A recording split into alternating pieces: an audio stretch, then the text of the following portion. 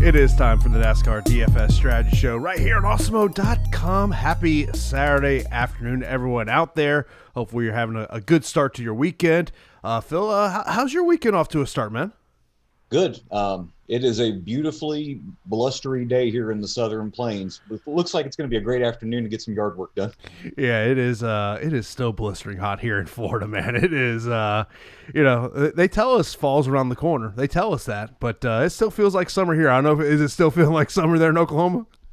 It hasn't for a couple of weeks, and I miss it. Yeah, it's we had like one day of like cooler weather, and then we haven't had it since. So I'm looking forward to a little bit of a cooler weather. I'm definitely a guy that likes to kind of hang out in a hoodie, and but I'll take my Florida weather any day of the week over that Northeast weather that I know people are obviously dealing with. But of course, we are here to talk about the Hollywood Casino 400. I guess overall, obviously, you've had some articles up over at Awesemo.com over the past couple of days. What's kind of your general thought on this race in terms of DFS? It's your typical cookie cutter intermediate 1.5 mile oval, and I mean, we've got plenty of these on the circuit as it is. I mean, this. If you exclude the 2 mile ovals, I know some people like to consider Auto Club and Michigan as part of the intermediate tracks, but I mean, really they're 2 mile super speedways. So if you just look at 1.5 mile intermediate ovals, this will be our 10th race of the year. We've got plenty of past race data this year to look back on. If you want to get into the specifics, we can talk about the left side versus the right side tire, which narrows it down to 4. We've got plenty of Kansas races to go back at. So, unlike what we've kind of been dealing with, we've actually got some good data to look at to make better informed decisions this week. Yeah, I know. We're going to get into some of the things that you wrote over at Awesemo.com, particularly about the pole sitter. We'll get into that here momentarily, but let's talk about roster construction when we're talking about cash and also GPP. Let's start on the GPP side of things, because I know that's where a majority of people do like to play. But talk about how you're building your GPP lineups. Yeah, GPPs this week. If you have any more than 3 dominators in your lineup, then click the clear button, start back over. 267 laps. There's it's a fair amount of dominator points to go around on DraftKings, but it's not that many. At the very most, we'll see a 3 dominator centric lineup. At the minimum, we could have 2. And Kyle Busch, because of where he's starting with his place differential, he kind of throws a wrench into that. If you're playing cash still, kind of like some of us degenerates, that you still believe that there's a little bit of an edge to get, even though that the cash fields have shrunk considerably. It's definitely a 2 dominator week for your cash builds on DraftKings. Yeah, we actually got a question about dominators, and we can get right into that question. How many dominators do you think is optimal? Maybe go 2 dominators with some mid-range guys to be a little different. Really, I played around with both. I've been messing around a lot more with the Fantasy Cruncher settings, because Fantasy Cruncher is going to do a whole lot better job than I am with my hand building. And I played around with my dominator pool, saying give me a minimum of these 2 guys while also giving me a maximum of these 3 guys.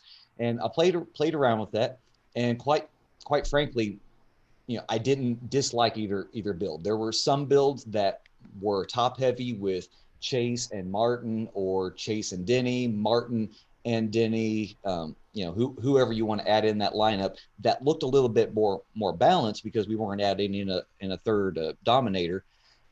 But then I had some lineups that had a Chase, Truex, Ryan Blaney, or Kyle Busch, and those lineups look good too. It's really just dependent on how you see this race going. If you think that this is going to be a typical intermediate green from start to finish kind of race, then you are probably looking at more of a two dominator build. If you think that things are going to get a little bit racy in this event as playoff drivers try to stamp their ticket to Phoenix, then we may be looking at a 3 dominator build with increased cautions. Yeah, I know you talked about the playoff aspect, and obviously it's something that we have to look at from a DFS perspective in terms of who can advance on to that next stage. Is there a driver that's in that mix that you kind of look at and say, man, this driver might take some chances? I think it's going to be out of everybody the guy that I don't know what his ownership's going to be because of where he's at on both sites. He's underpriced on DraftKings, but he's overpriced on FanDuel, and I'm talking about Alex Bowman. Bowman has the capability to come into this race and lead laps and actually win. Bowman's not in a good place as far as his playoff points are at. He keeps moving forward because he keeps pointing his way in. He keeps running, pretty solid and moving his way in from round to round. And that's not going to work now. I mean, you've got to be you've got to beat, these other guys and be one of the top 4 drivers out of the 8 remaining. And I mean, if you don't get wins and you're not either Kevin Harvick or Denny Hamlin, you're going to have a tough time getting in there. So Bowman is the guy that I've got my eye on that might do some things different this week in order to try to get himself to the lead and hold on to it. Yeah, there was a couple of drivers we'll get into in terms of some salary differences between DraftKings and FanDuel, depending on where that you do like to play your DFS. But, of course, as always, we like to break down these salaries in terms of tier. Tier number 1 are your drivers that are in the 11K and 10K range on DraftKings. Tier 2, 9K and 8K. Tier 3, 7 and 6. And then Tier 4 is 5K and under. And as we look at this tier number 1 of drivers, you've got Chase Elliott on the pole. You've got Martin Truex Jr. starting 5th, Denny Hamlin starting 7th, Kevin Harvick 4th, and Brad Keselowski starting 8th. I want to start off with Chase Elliott because you went in one of your pieces this week where you talked about the track history here and the pole sitter. Yeah, I mean, kind of what you would expect at an intermediate oval is that if you're the pole sitter and you get the clean air, you can just sail off, make it tough to pass. Kansas is a low wear tire track, so I mean, you don't have to baby your tires like if you were at Darlington or Atlanta. You can just sail off and go on your way, kind of like what we witnessed at Texas a couple of weeks ago. So if you look at the laps led data page of the race sheets, I mean, the 2015 season was kind of anomalous. The pole sitter didn't do anything in those years, led 29 and 28 laps in both those races. And then we've got the spring race where Kevin Harvick was on the pole. And I talked about this in the article. It's so weird. Kevin Harvick on the pole has been exactly where we don't want him this year. He has failed considerably as a dominator option on the pole. That's where he started. He got passed immediately by Joey Logano, who also happens to start second again in this race. And it wasn't until much later in the race that he finally got to the lead via some pit strategy, led 9 laps, and then just faded again. Last year in this same race, weird circumstances where Daniel Hemrick ended on the pole and David Reagan started next to him. Well, what do you expect with Daniel Hemrick on the pole? He led 4 laps and then immediately fell back and finished 23rd. You take away all of those weird instances, the pole sitter has done amazing. I believe leading over 80 laps per race, 40 on average, 40 fastest laps per race. You've got 4 wins in that time. I mean, it's been money basically to roster the pole sitter. So your question is, can we trust Chase Elliott in this spot? The last time that we saw Chase Elliott as the pole sitter, you got to go back to Phoenix before COVID hit, and he was one of the main dominators that day. The only other issue that I'm having, and I talked to you about this before we started the video, is that when I wrote up the video and wrote up the article yesterday, and I was going through the stats, I mean, it just looks so clear that we've got these anomalies. You get rid of those anomalies, and then your pole sitter here at Kansas has done a bang up job. But for some reason, pole sitters at our intermediate tracks this year, they just haven't done so well. So let's start off with this. Kyle Busch at Las Vegas in February, led 0 laps. Now, how can we explain that? Well, he failed technical inspection, had to fall to the back, and he worked his way back up there. But I mean, that's no surprise that he didn't lead any laps. You go to the first Charlotte race, Kurt Busch led a grand total of 54 laps. Then the next Charlotte race, William Byron just led 11. At Kentucky, Kyle Busch led 9 laps from the pole. Mm-hmm. Then you go to Texas, Eric Almirola only led 35 laps. Then the next Kansas race we talked about, Kevin Harvick led 0 laps to begin with and only 9 laps as a whole. And then in Las Vegas just a couple weeks ago, Harvick once again started on the pole and led 0 laps. Is there anything to this? Is it a weird trend? Mm-hmm. It's 2020. Who knows? I think the thing that I want to blame this on is that basically ever since COVID hit, I mean, drivers are going into these races blind, hoping that their crew chiefs get their setups right at the shop. And if you don't get your setup right at the shop, then you're a sitting duck waiting to get past. So can we trust the 9 team to have this set in? We're hoping so. And something that further complicates this is that we're looking at a lap 25 caution so that the tires can be inspected. I mean, that's another opportunity for Chase Elliott to lose this lead. Mm-hmm. So where I stand right now is that I'm going to say in cash that Chase is probably one of the pillars that you want to build around, but it's 2020 and there's a lot of reason to get off of Chase in tournaments. Now, when you look at the rest of the drivers in this tier, Truex, 11,000 on DK, 12,500 over on FanDuel. Hamlin, 10,600 on DK, 13,500 on FanDuel.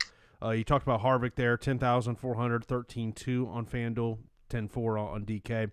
And Brad Keselowski, 10.1 on DraftKings, 12,000 on FanDuel. I know we got a question in relation to Brad Keselowski, kind of, who you thought had a better shot of winning, him or Joey Logano. For consistency's sake, I'm going to say Keselowski because I don't think that we've had these ebbs and flows with Keselowski like we've experienced with Logano. And Logano, quite frankly, might be another guy that he needs practice like Kyle Busch. Because, I mean, the very beginning of the season, Logano was running great. He won the Las Vegas race, did so at Auto Club, then came back and won at Phoenix. And ever since then, he hasn't won. Brad has, I believe, 2 or 3 wins. Yeah, I believe that he won the Bristol race, won the New Hampshire race, and there may be another win sitting in there that I can't remember. I believe Brad's run pretty consistent compared to Joey. And looking here at their Kansas numbers, Brad actually has a win to his name over the last 3 years, while Joey's best finish is a third. And in the most recent race here at Kansas that was run back in either June or July, Brad came home and finished second after leading, I believe, 40 to 50 laps. So, and that 1v1, I'm definitely going to go with Brad over Joey. Truex Jr., what's your take on him here? Truex, I think that if you're not going to start your lineup with Chase, and this could be applicable to cash. Like, if you don't feel safe with Chase as the most expensive driver starting on the pole, you're kind of worried about these trends that we've seen this year, whether there's actually something to them or not, then going to Truex, he makes a lot of sense. He's a guy that you should definitely have as a dominator option. And if he's your highest owned dominator, I love that. He's run super consistent here at Kansas. He had back-to-back wins in the 2017 season. His worst finish here was in the spring 2019 race when he finished 19th, and that was due to some pit road shenanigans.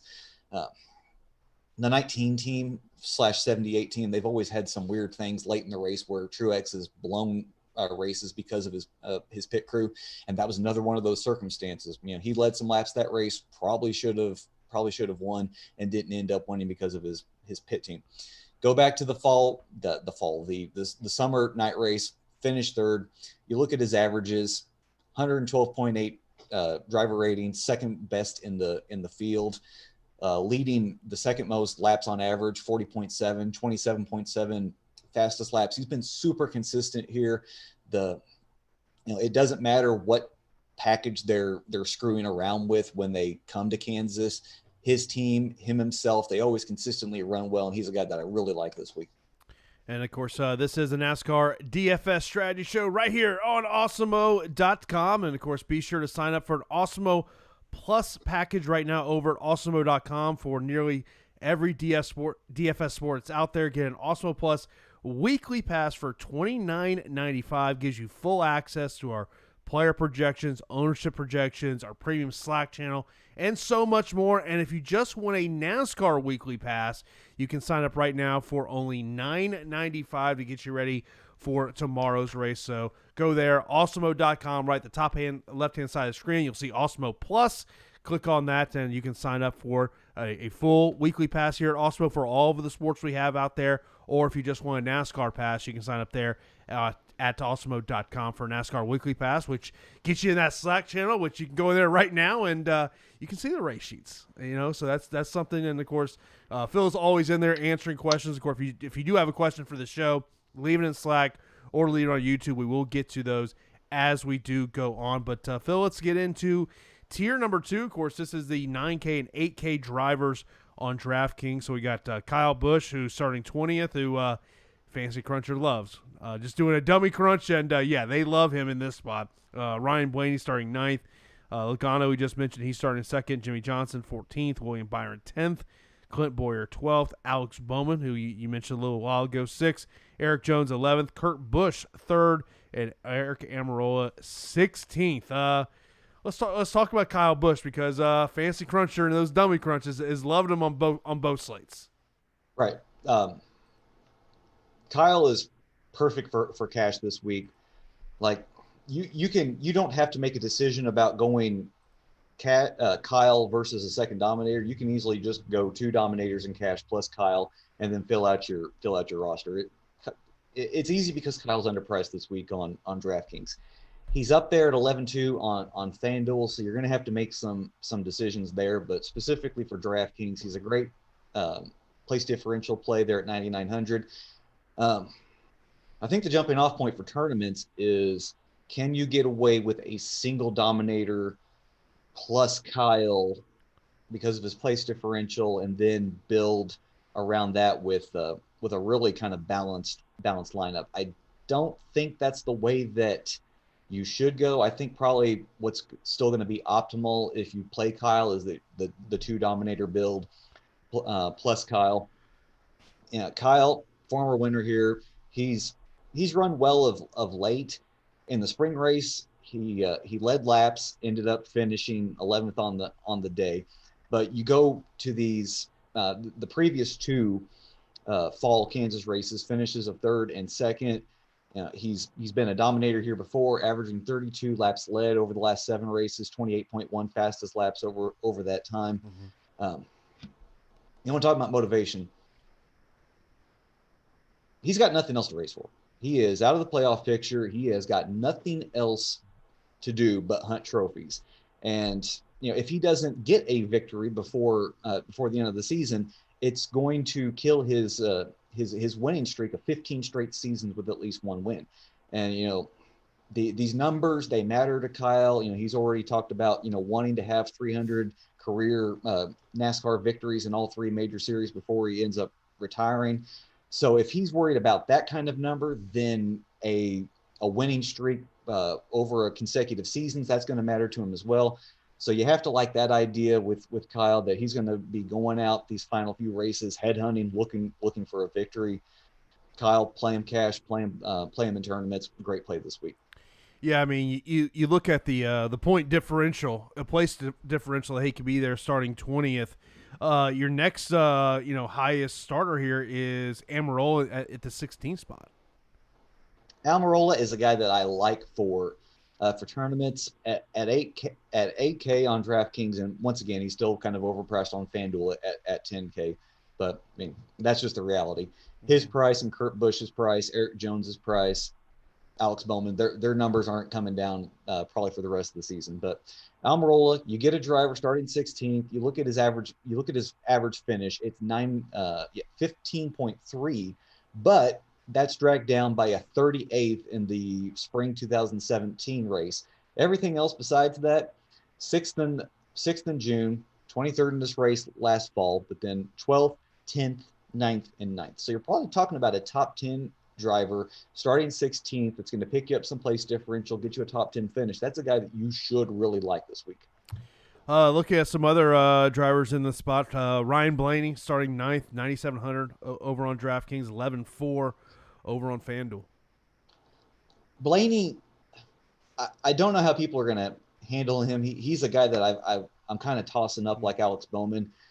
You know, he's out of the playoff picture, but this is the track that suits Blaney. And the 12 team has been super fast in these intermediate tracks all season. You know, if you don't just look at the tire package that they're running this year, like if you look at all 9 of those intermediate track races, day and night combined, Blaney's got the best average finish of 7.2.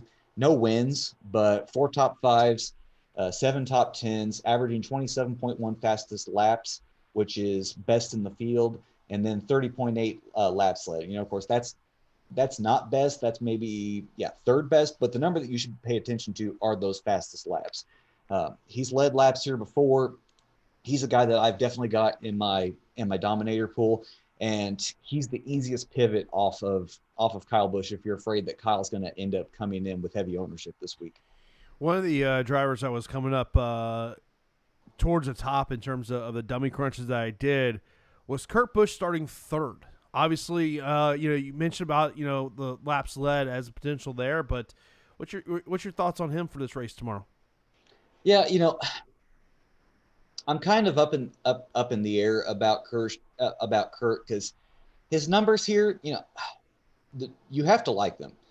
We've got basically, everything's a top 20 finish at the least, but then you toss out an 18th place finish and a 19th place finish, and he's consistently run in that 4th to 7th place kind of position.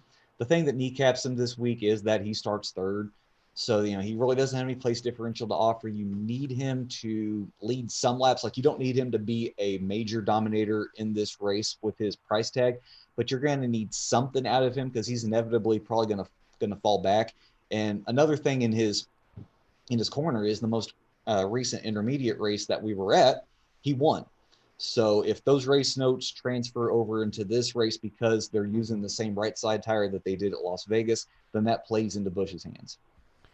In terms of some other drivers here in this, Jimmy Johnson starting 14th, Clinton Boyer 12th, William Byron 10th, Eric Jones 11th. They're all kind of in that same group.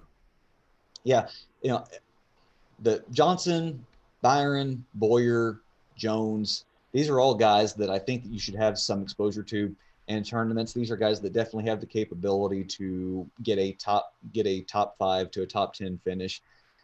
Boyer, his last race at Kansas, this is technically his hometown track. He's got a couple of top 5s in his pocket. The narrative with Jimmy is always going to be that this is his last season in NASCAR. So, always trying to chase a win. Don't know if it's really going to be there. And Jones has really been super top 5 consistent here at Kansas. I don't know what it is about this track versus other intermediate tracks that he prefers this place, but you go back his last 5 finishes, it's 5th, 7th, 3rd, 4th, and 7th. Now, his laps led average, it's only 0.3. So, he's running top 5, but he's not getting to the lead, which, we don't like. But starting 11th, he does have some place differential, so that makes him definitely a GPP option. Of course, this is a NASCAR DFS Strategy Show. Be sure to hit that thumbs up button right here on YouTube. Subscribe. Hit that notification bell so you know when we have new content here. Of course, we got you covered all weekend long to get you ready for tomorrow's NFL action. Also coming up at 2:30 Eastern Time today, myself and Josh Engelman will be on for MMA Live Before Lock. Get you ready for this I guess afternoon's MMA action. Early start time of 4 p.m. Eastern time for the prelims. So we'll get into that. Of course, if there's ever a time that you missed the NASCAR DFS Strategy Show live, we are part of the Awesemo Podcast Network, so you can check out the show there. And, of course, ever have any questions for Phil, you can hit him up on Twitter or in our premium Slack account as well. Let's move on to tier number 3, and do want to mention a question that Wyatt asked. He goes, is Ricky Stenhouse someone we should be looking at this weekend? Ricky Stenhouse is in this tier 3, starting 23rd, 74 on DK, 63 on FanDuel. Yeah, out of all of the guys just in the 7K range, part of this tier, he's probably the safest. I hate to say it because of that starting position. And if you look at his numbers, of course, go back to the June race, he finished dead last. But that was a weird part of the season where him and his teammate, like there was something weird going on at the shop where both of these guys were having mechanical issues, or like they would synchronize with each other and both find a way to wreck out. It was the oddest thing. So I'm not going to worry about that dead last finish, but you look back at what he did when he was racing for Roush. Reverse order of the finishes: 16th, 11th, 20th, 11th, 29th, 11th. So, a lot of 11th place finishes, but basically a top 15 finish, a top 15 driver, and I mean, you can't argue with that for cash. Now, if you're going to go the 2 dominator build plus Kyle Busch, you are not going to be able to get up to Ricky Stenhouse Jr. But if you just do a 2 dominator build and exclude Kyle Busch, then you necessarily need to have Stenhouse in your lineup. Yeah, looking at some drivers in this tier, the ones that kind of, in terms of price point, kind of stuck out to me besides Stenhouse Jr. with the differences was Bubba Wallace, 69 on DK, 55 over on FanDuel, and then the other one, Ryan Pierce, 6,300 on DK, but 5,000 on FanDuel. Yeah, Bubba, I believe FanDuel priced him according to his track history, which, I mean, somehow Bubba has found a way to finish worse as his time here at this track has gone on. It has gone 23rd, 26th, 29th, 35th, and then 37th in the June race. He has, by hook or by crook, just found a way to continue to finish worse. So that's why you're looking at the depressed salary on FanDuel.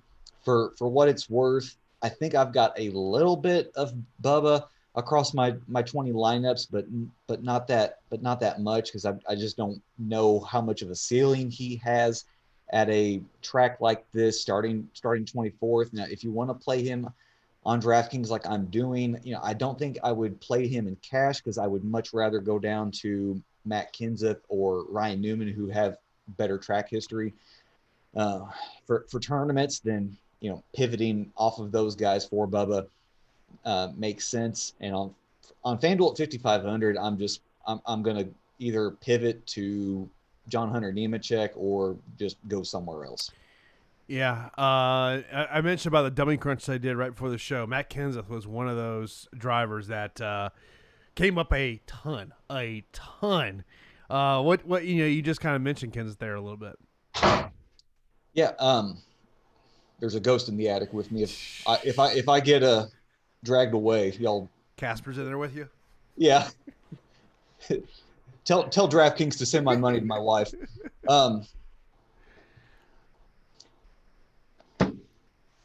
Matt Kenseth. God, I was trying to think, well, who are we even talking about before my life flashed before my eyes?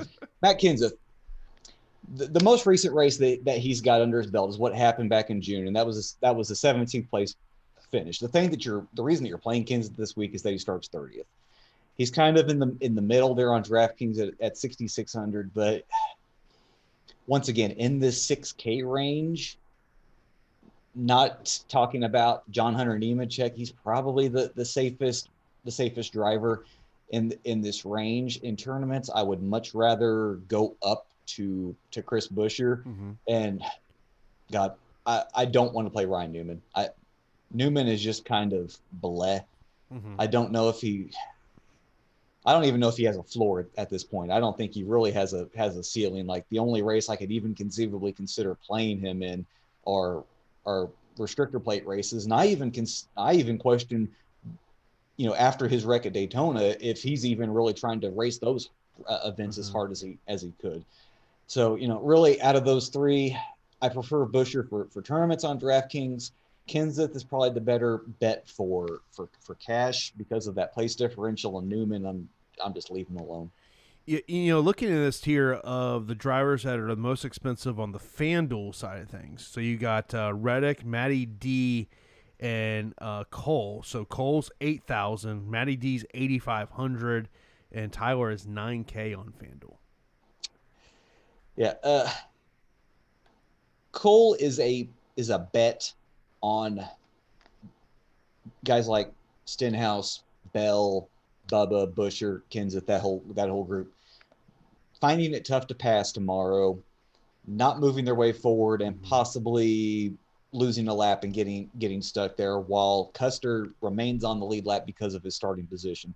I really don't like Custer that much. I wrote him up as a tournament option this week because of that. But I mean, you are literally having to tell yourself a story to make Custer work, and why you're going to play him over the rest of these guys.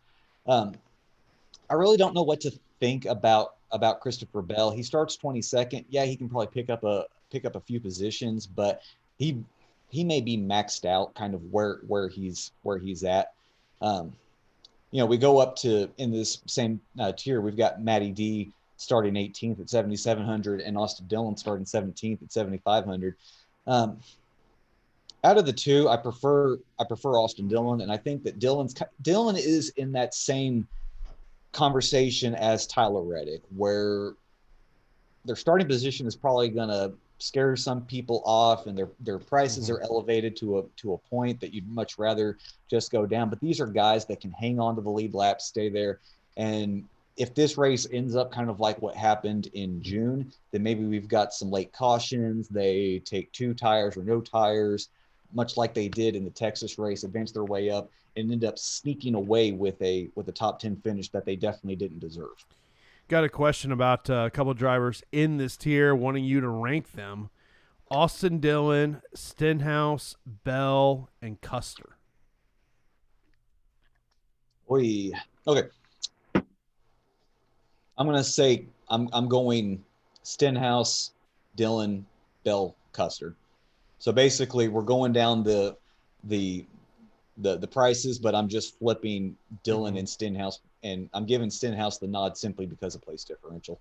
I get you on that one. I think we pretty much hit on everyone in that tier. Of course, before we move on to tier number 4, do want to let you know about our NFL Weekly Express Pass for only $3.95. That's right, only $3.95. You can purchase an NFL Weekly Express Pass, which now includes everything you need for NFL Showdown and single game contest formats. You get access to our Showdown single game player projections, ownership projections, and the top place pool when you purchase this pass, in addition to player rankings, lineup builder light, ownership rankings, and the Top Stacks Express tool. It's the best offer we ever had for this pass. So go right now to awesemo.com/join to sign up for $3.95. And I think we're gonna have a lot of these single game Showdown in NFL. As I remember last night I was out, and I'm so in tune to the Bucks world. I sometimes don't even what's going on outside of Buck world. I didn't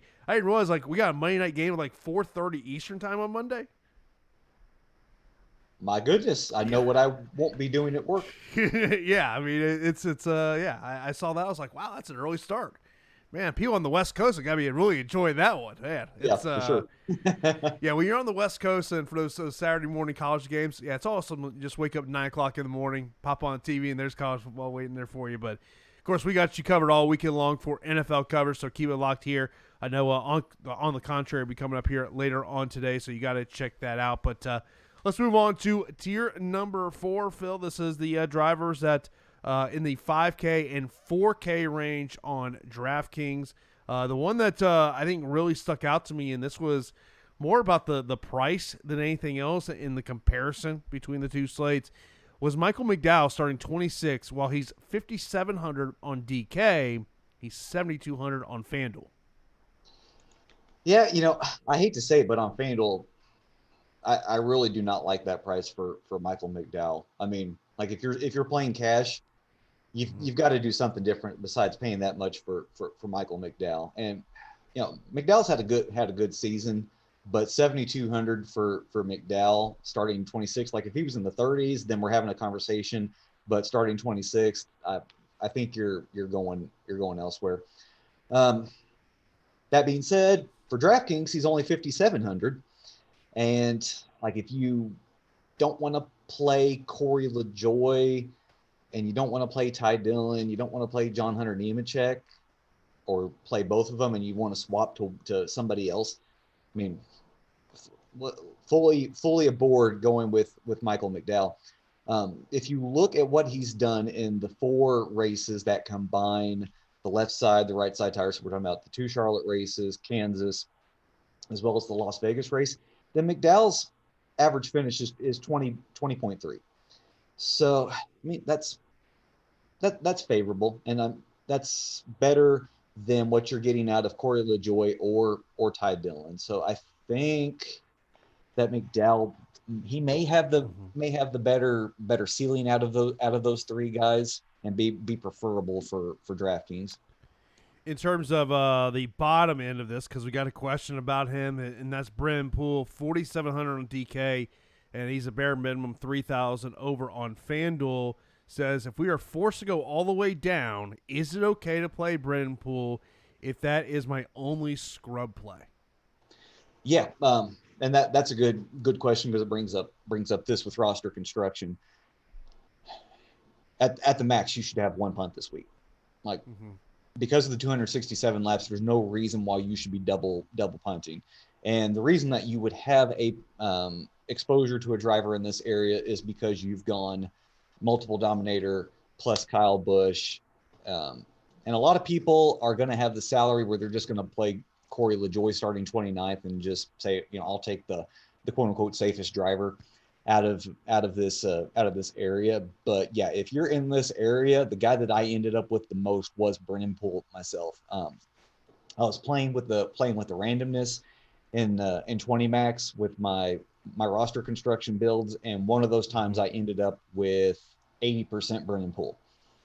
So it believe me, the Fantasy Cruncher will force you to Brennan Poole because he probably has the best ceiling out of all of these guys.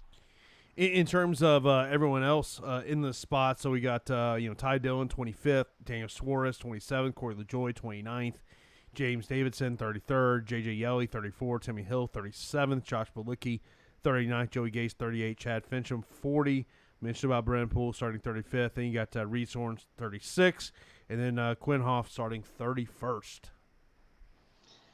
Yeah, I like Brennan Poole, but really there's no reason why you can't just go all the way down this week to Quinn Hoff. Minimum on both sites. Yeah, starting 31st, it's not preferable because it feels like he is basically capped out. But if you look at those 4 corollary races that we were talking about before, his average finish is actually better than Brennan Poole's. It's 31.5 versus 32.3. In fact, out of all of these guys on DraftKings priced 5,300 or below, Quinn's actually got the best average finish in those 4 corollary races. Like the only real risk that you're taking with Quinn is that he could conceivably lose positions and end up kind of going negative on you. But there is a little upside here. Quinn in the spring race, he started fairly high for a punt too. That was 29th, but he ended up finishing 24th. So, a little attrition ended up on his side, and he moved his way forward. So, yeah, I think safety wise, it's probably Brennan Poole. But if you're down here and you find yourself multiple times playing with a punt, there's no reason why you can't just play House. Of course, for our premium subscribers, Alex just updated the ownership projections for tomorrow's race. So go over to Awesemo.com. Of course, if you're not a premium member, you can sign up today. Sign up for that weekly pass, a NASCAR weekly pass for $9.95. Or if you want everything we have over Awesemo, $29.95 for a weekly pass. Just go to Awesemo.com. DraftKings.com/join to sign up today. And looking at these punt plays, and over on DK, Brennan Poole is the most popular in terms of the punt plays. Yeah. Let me find him. Yep. If you have the salary for at Brennan Poole and you've got a little bit left over, maybe the play this week is going to Gase. Gase is back in the 51. The 51 out of all of the Rick Ware cars has kind of been the one that gets the preferential treatment in terms of setup and horsepower.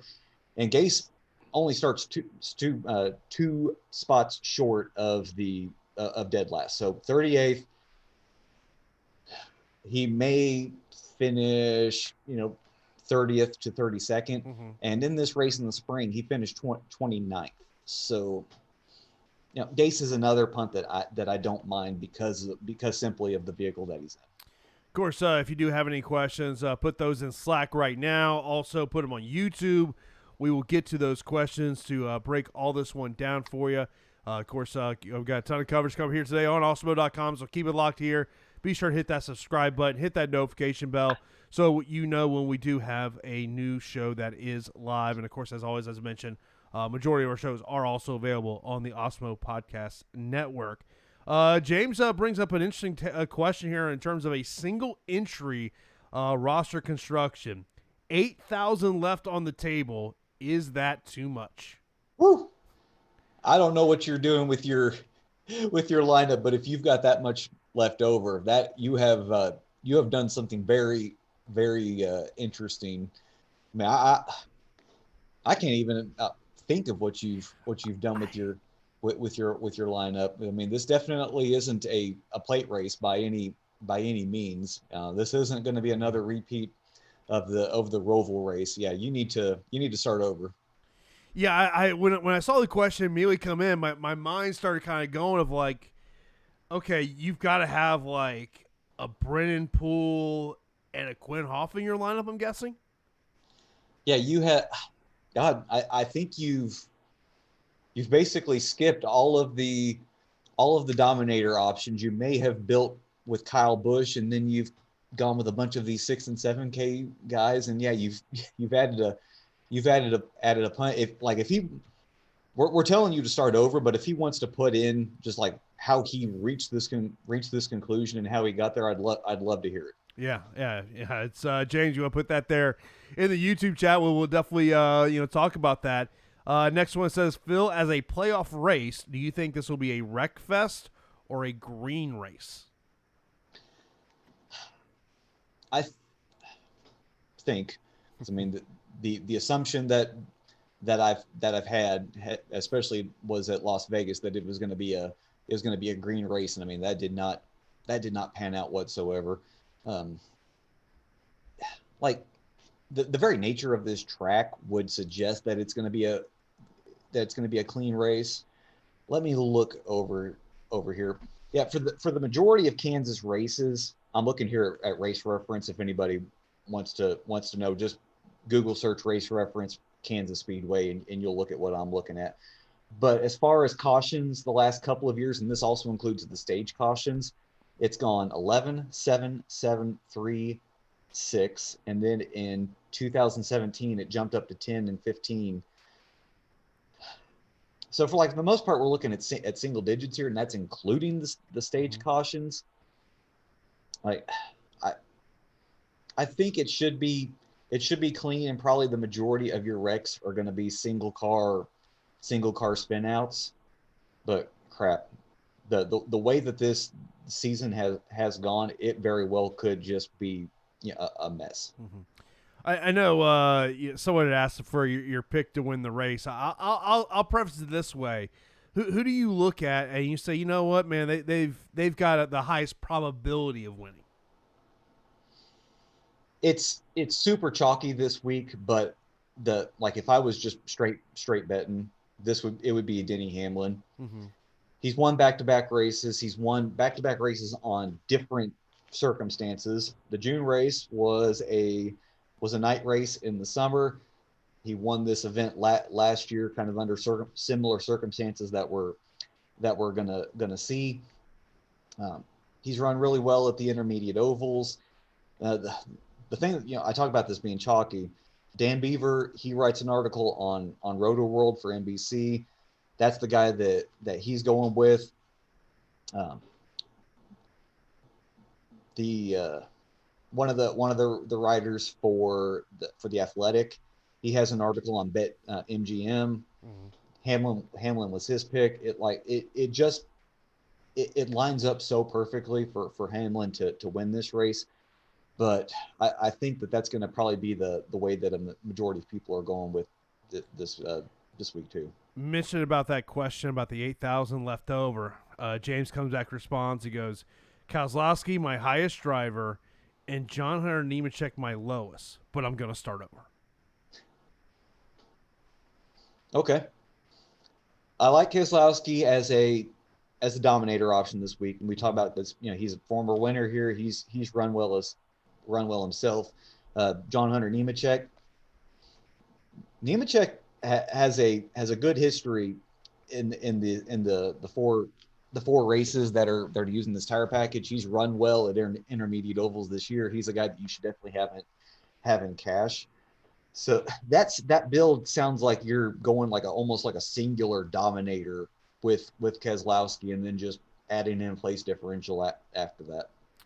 Yeah. By the way, coming up here at 1:30 p.m. Eastern Time will be NFL On the Contrary. Lawfully and Alex will get you ready for tomorrow's NFL action. As I mentioned, if you do have any last-minute questions, you can fire those right now in YouTube. We'll get that in before we get out of here.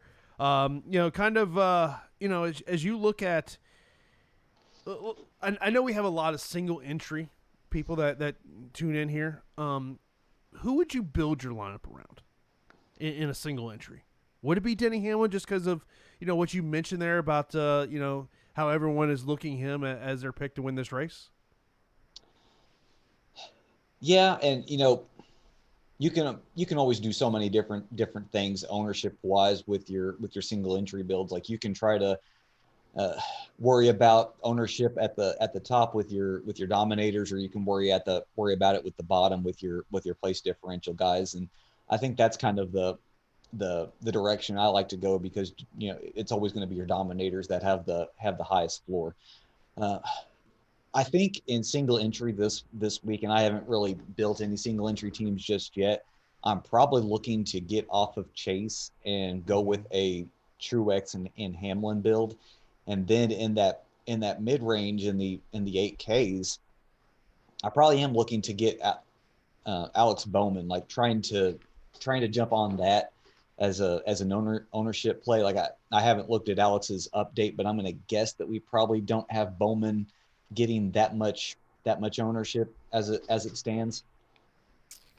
I'm just kind of looking down. Yeah, he's under 15%. Yeah, that would definitely be a guy that I would probably be looking to jump at. I mean, this is something that I'm going to, like, during the off season, I'm gonna just jump in head first into Fantasy Cruncher, rewind, and try to play around with this and see just what the top players were doing in single entry builds. It's something that we mess around with in NFL, looking at like combined ownership, and I'm sure that there's like a skeleton key to this with combined ownership in NASCAR.